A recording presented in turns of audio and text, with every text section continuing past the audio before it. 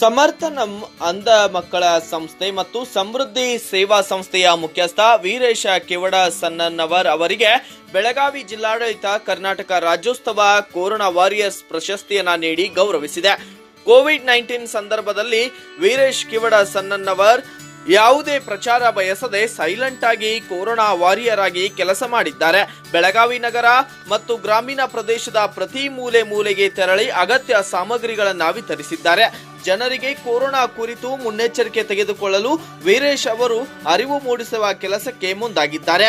ಹಲವಾರು ಭಾಗಗಳಿಗೆ ತೆರಳಿ ಸಂಕಷ್ಟದಲ್ಲಿರುವವರಿಗೆ ಔಷಧಿಗಳು ಮತ್ತು ಆಹಾರ ಪ್ಯಾಕೆಟ್ಗಳು ಸೇರಿದಂತೆ ಅಡುಗೆ ವಸ್ತುಗಳು, ಮಾಸ್ಕ್, ಸ್ಯಾನಿಟೈಸರ್ ಗಳನ್ನ ವೀರೇಶ್ ಕಿವಡಸನ್ನವರ್ ಹಂಚಿದ್ದಾರೆ.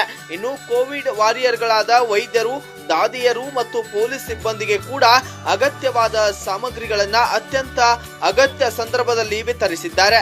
ಹಾಗೆಯೇ ಬೀದಿಗಳಲ್ಲಿ ಹಸಿದವರಿಗೆ ಆಹಾರವನ್ನ ಹಂಚಿದ ವೀರೇಶ್ ಕಿವಡಸನ್ನವರ್ ಜಿಲ್ಲಾಡಳಿತ ಮತ್ತು ಭಾರತೀಯ ಜನತಾ ಪಾರ್ಟಿ ಮತ್ತು ರಾಷ್ಟ್ರೀಯ ಸ್ವಯಂ ಸೇವಕ ಸಂಘಗಳ ಜೊತೆ ಸೇರಿಕೊಂಡು ಹಗಲಿರುಳು ಸೇವೆಯನ್ನ ಮಾಡಿದ್ದಾರೆ.